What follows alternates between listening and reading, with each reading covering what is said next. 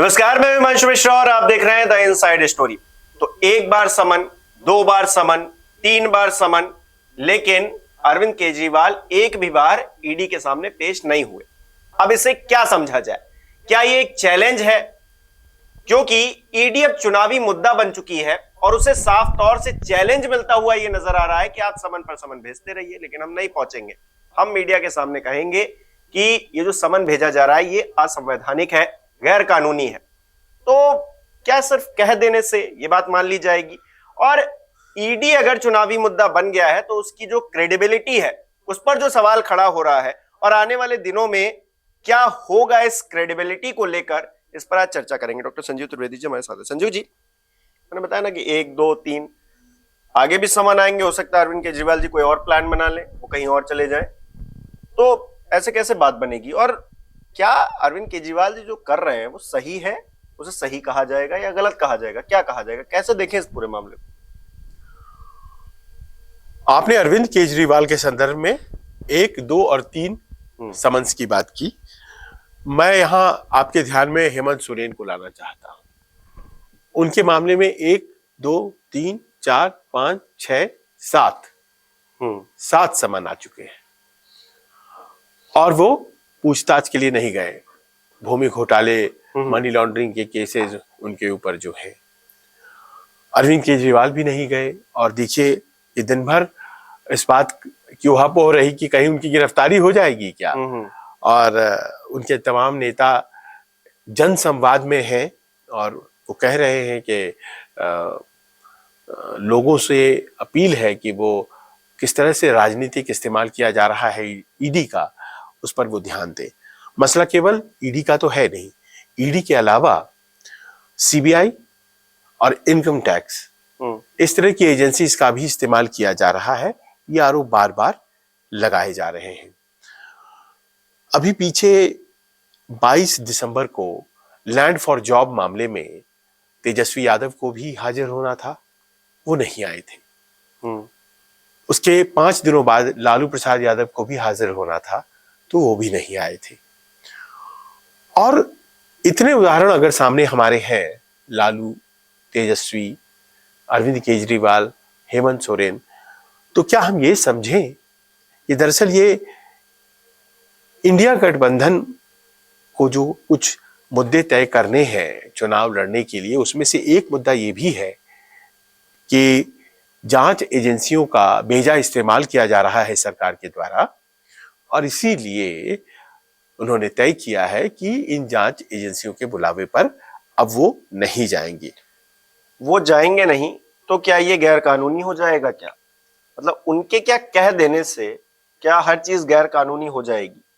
ये एक बड़ा सवाल है, क्योंकि जांच एजेंसी ने अगर बुलाया है किसी मामले में, पूछताछ के लिए ही बुलाया, हालांकि अब तो देखा जा रहा है कि उन्हीं के पार्टी के 2 लोग जिनको बुलाया गया और फिर बाद में गिरफ्तार कर लिया गया, तो इसी डर में वो शायद नहीं जा रहे हैं कि हमको पूछताछ के बहाने बुलाया जाएगा और फिर वहीं पे अरेस्ट कर लिया जाएगा। लेकिन क्या ये तरीका सही है? क्या इसे सही कहा जाएगा? देखिए, किसी भी जांच एजेंसी के द्वारा बुलाया जाना जाहिर है कि ये इनकम्बेंट हो जाता है बुलाए गए व्यक्ति के ऊपर कि वो जाए और उनके प्रश्नों का जवाब दे। उसकी गिरफ्तारी उसकी संलिप्तता के आधार पर ही हो सकती है, और अगर गिरफ्तारी हो जाती है तो फिर वही मामला अदालत में भी जाता है, क्योंकि गिरफ्तारी जो है वो अपने आप में अंत नहीं होती है। आपने देखा कि किस तरह से गिरफ्तार करने के बाद संजय राउत बाहर आए और भी दूसरे नेता बाहर आए, लेकिन संजय सिंह नहीं आ पाए, सिसोदिया नहीं आ पाए। हम ये भी देख मसला यही है कि जब आप गिरफ्तार होते हैं और जब आप बाहर आते हैं, उसके बीच का जो एक फासला होता है, वो फासला कुछ महीनों का होता है और कई बार साल भी लग जाते हैं। ये अपने आप में एक ऐसा प्रश्न है जिसको लेकर के विपक्ष के नेता बड़े असहज हैं कि मीडिया ट्रायल तो हो जाता है, आप माने न माने, गिरफ्तारी के बाद हो सकता है कि आप बरी भी हो जाएं, हो सकता है कि आप पर दोष उस तरह से साबित नहीं हो, पर मीडिया ट्रायल होता है, बहुमूल्य वक्त जाया होता है, और सबसे बड़ी बात है कि जो राजनीतिक साख होती है नेताओं की, मैं नेताओं के संदर्भ में कह रहा हूं, उसे बड़ा करारा झटका लगता है। तो ऐसे में अगर मान लीजिए कि कोई राजनेता ये कहता है कि हमारे पर कोई केस नहीं है, दरअसल दरअसल हमें सिर्फ और सिर्फ सियासी फायदे के लिए बुला करके, प्रताड़ित कर करके हमारी छवि को खराब करने की कोशिश की जा रही है। ये पॉलिटिकल बात हो सकती है, ये पॉलिटिकल बात हो सकती है, पर कानूनी तौर पर अगर इसको एड्रेस करने के लिए आप अदालत जाते हैं, जो कि हेमंत सोरेन गए, वो हाई कोर्ट भी गए, सुप्रीम कोर्ट भी गए और यही बात कही जो हम लोग कर रहे हैं अभी कि देखिए ये हमारी छवि को खराब करने की कोशिश है, होना जाना कुछ नहीं है, इनके पास कोई केस नहीं है। लेकिन हाई कोर्ट और सुप्रीम कोर्ट ने दखल देने से इनकार कर दिया क्योंकि ये प्रक्रिया का मामला है।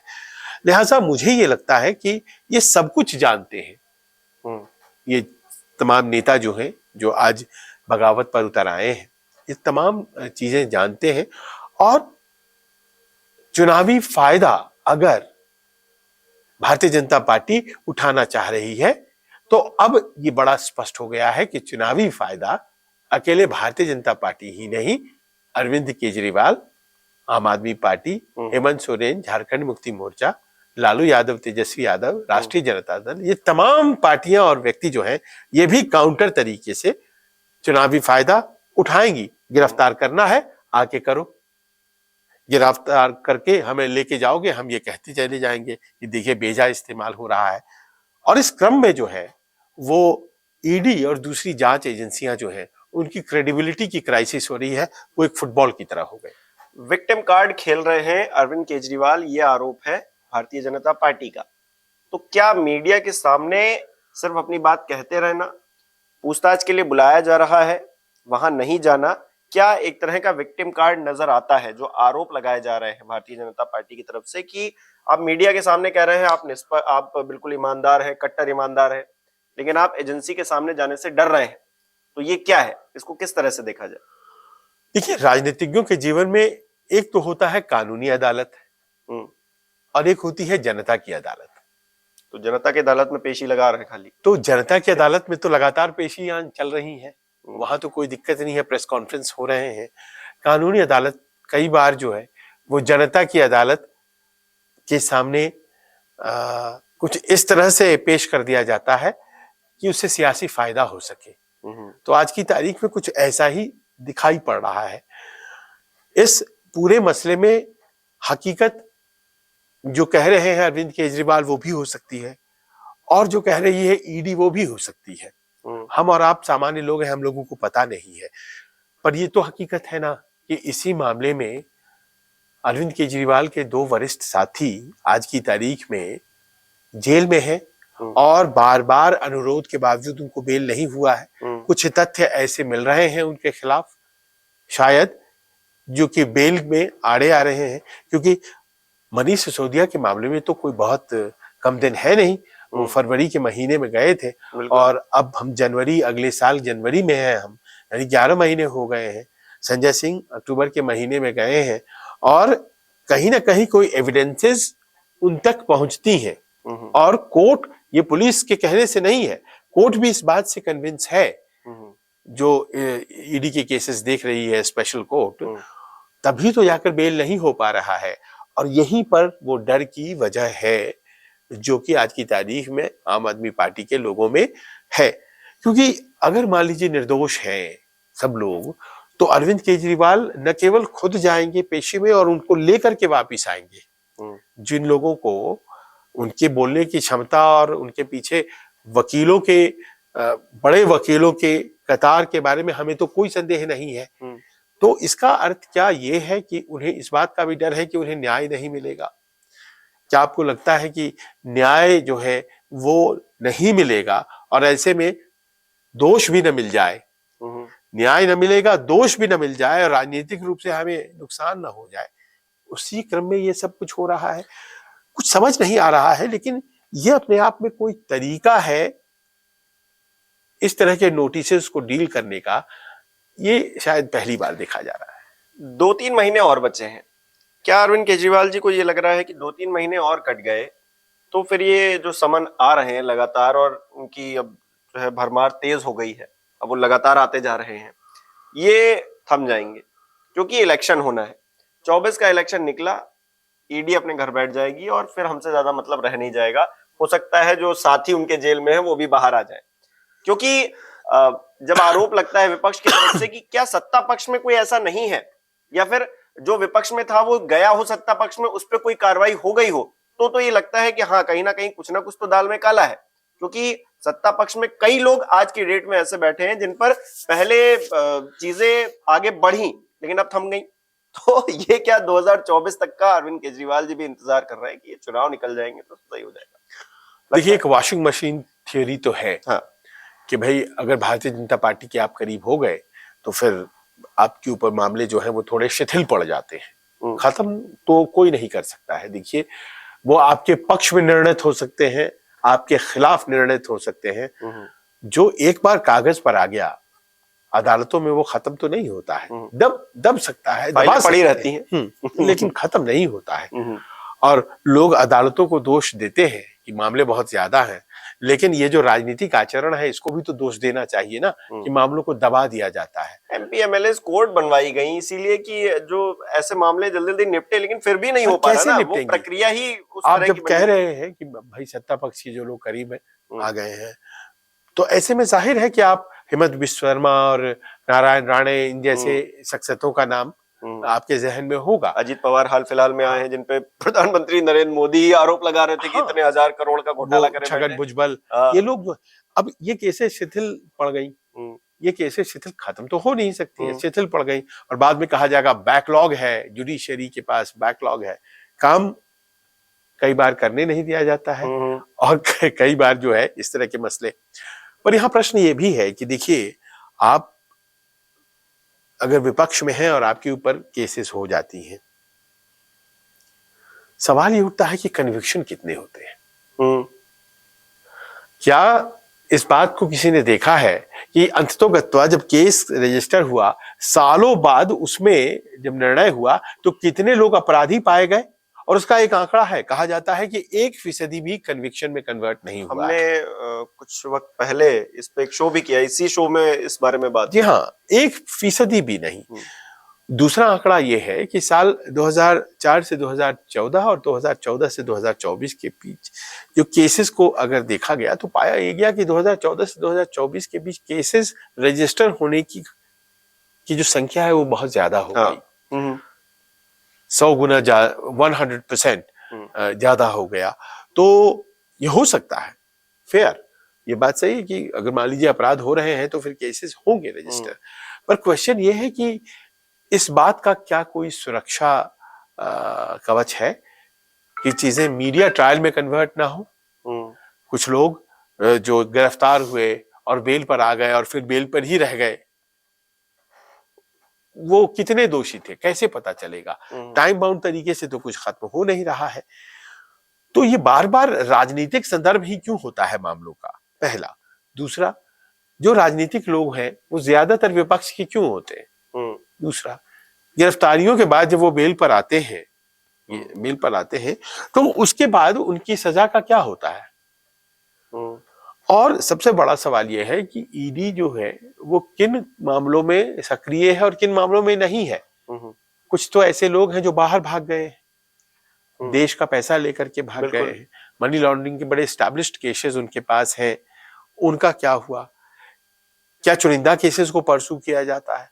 तो ये तमाम प्रश्न है जिसको लेकर मुझे ये लगता है कि इस बार विपक्ष मन बना चुका है कि वो लोगों के पास जाएगा। लेकिन देखिए, खिचड़ी हो सकता है उसमें कुछ काला हो, दाल में कुछ काला हो, लेकिन जब वो नजर आने लगे, आम जनता के बीच में ये संदेश जाने लगे कि हाँ कुछ गड़बड़ हो रहा है, तो ये कितना खतरनाक है? आम जनता कैसी चीजों को परसीव करती है, हम पत्रकार और यहां तक कि राजनेता भी कभी समझ नहीं पाते हैं। आजकल मंदिर आंदोलन का इतना जबरदस्त चल रहा है। साल 92 की भी बात है जब मस्जिद ढहाई गई थी, उसके तुरंत बाद इलेक्शन हुए थे और बड़ा ही चार्ज्ड एटमॉस्फेयर था और सब कुछ उस वक्त भी राममय था, लेकिन कल्याण सिंह की सरकार चुनाव हार गई। और 6 दिसंबर 1992 को मुलायम सिंह यादव ये सरकार गिरी थी, ये मस्जिद गिरी थी, मुलायम सिंह यादव पर आरोप थे कि उन्होंने गोलियां चलवाई थी कार सेवकों पर। उसके पहले आपको जान के आश्चर्य होगा कि 6 दिसंबर 1992 को मस्जिद गिरी थी और जाहिर है कि हिंदू ध्रुवीकरण हुआ था। गोलियां चलवाने की वजह से उसके पहले मुलायम सिंह के खिलाफ था हिंदू समुदाय और उन्होंने वीपी सिंह की सरकार गिरा दी थी, तो मुस्लिम समुदाय भी मुलायम सिंह के खिलाफ था। लेकिन मुलायम सिंह ने क्या किया, काशीराम के साथ गठबंधन, और 6 दिसंबर 1992 से एक साल पूरे होते 6 दिसंबर 1993, 4 दिसंबर 1993 को वो मुख्यमंत्री बन गए। 2 दिन पहले ही, साल भी पूरा नहीं हुआ। वैसे माहौल में तो ये लोग मान के चल रहे थे कि भारतीय जनता पार्टी की सरकार बनेगी। अभी साल भी पूरे नहीं हुए हैं मस्जिद गिराए जाने को, एटमॉस्फेयर एकदम चार्ज्ड है और यहाँ तो भारतीय जनता पार्टी की जीत होने जा रही है। जनता दल भी उसमें एक पोटेंट फोर्स थी, क्योंकि 1989 में उसकी सरकार थी, 91 तक चली थी वीपी सिंह की, तो वो भी एक मजबूत ताकत थी उस दौर में। भारतीय जनता पार्टी तो मजबूत ताकत थी ही, वो 120 सीटें लेकर के आई थी 1991 के लोकसभा चुनाव में, और इन दोनों ताकतों के बीच में एक सपा बसपा का गठबंधन था और उसने फतह हासिल कर ली उत्तर प्रदेश में। तो जनता कैसे लेती है चीजों को, हम और आप नहीं प्रेडिक्ट कर सकते। यही जनता की अदालत में फैसला होना है। अरविंद केजरीवाल भी ये समझते हैं और तमाम नेता जिन पे केसेस चल रहे हैं या फिर उनको पूछताछ के लिए बुलाया जा रहा है, समन भेजा जा रहा है, ये सब समझते हैं कि आखिरी फैसला राजनीतिक, क्योंकि उनका करियर है, तो उसमें जनता ही करेगी। ये केस हो जाना या फिर समन भेजना, ये सब उस अदालत के आगे सब फीकी चीजें हैं। तो जनता को हम समझा लें कि ये जो हो रहा है वो अत्याचार हो रहा है, तो फिर बातें सारी क्लियर हो जाएंगी। हाँ, 3 महीने बाद जनता की अदालत का फैसला आ जाएगा और जनता की अदालत का जो फैसला होता है वो हर मामले पर अपना असर डालता है। अगर चुनाव हारते हैं इंडिया गठबंधन वाले, केजरीवाल और उनके साथी, तो जाहिर है मुश्किलें जितनी आज है उससे ज्यादा बढ़ जाएंगी। बिल्कुल। अगर मान लीजिए कि चुनाव जीत जाते हैं तो मुश्किलें आज जितनी हैं उनसे यकीनन कम जाएंगी। देश का लोकतंत्र आप चाहें न चाहें इसी प्रकार चल रहा है। कुल मिलाकर हर चीज चुनाव के इर्द गिर्द ही घूम रही है, वो ईडी हो, वो सीबीआई हो, आईटी हो, हर चीज घूम रही है। और जनता को ही समझाना है कि देखिए हमारे साथ ये जो हो रहा है ये सही हो रहा है या फिर ये जो हो रहा है ये गलत हो रहा है। जनता को अगर समझ में आया तो वोट अगर साथ मिले तो फिर सारी चीजें सॉल्व हैं, और नहीं मिले तो फिर सॉल्व नहीं है। यानी कि सारा खेल चुनावी हो चला है और इस चुनावी खेल में अरविंद केजरीवाल जो दांव चल रहे हैं उसमें वो कितने सक्सेसफुल होते हैं या फिर नहीं होते हैं, ये आगे देखने को मिलेगा। आपको क्या लग रहा है इस पूरे मामले पर, हमें कमेंट करके बता सकते हैं। बहुत बहुत शुक्रिया।